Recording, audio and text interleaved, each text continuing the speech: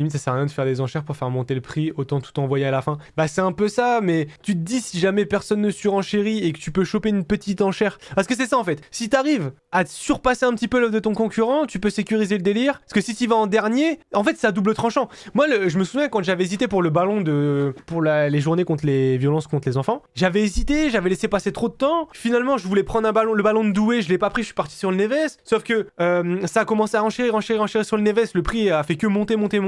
Le Douai c'est terminé, donc je pouvais plus enchérir dessus. Et le Neves est parti beaucoup trop haut, ce qui fait que j'ai eu ni le Douai ni le Neves. Donc en fait, c'est vraiment un peu bâtard. Hein. Et moi, je pense qu'il y a plein de gens qui doivent partir sur une target et se dire genre, j'ai 500 euros. Et puis, le maillot monte. 500, 550. Bon, allez, je fais l'effort. Je vais jusqu'à 550, je pose l'offre. Ça passe au-dessus, ça monte. La semaine d'après, il y a un autre maillot qui sort. Le mec, il se dit, bon, j'ai loupé la semaine dernière, j'ai économisé un petit peu. Là, nique sa mère, j'y vais. Et c'est là qu'ils font le craquage. Je pense que c'est ça qui est frustrant de se dire, ah, j'étais parti pour envoyer mon offre, finalement ça part à plus offrant, j'étais vraiment pas parti pour lâcher aussi cher, je vais me venger la prochaine fois. Et la prochaine fois, là tu te dis non c'est mort, je veux pas avoir là encore ce sentiment de j'ai loupé, donc t'y vas. Et c'est terrible en vrai, faut vraiment pas faire ça si c'est pas mûrement calculé et ça fait quand même un petit peu peur. Hein. En vrai,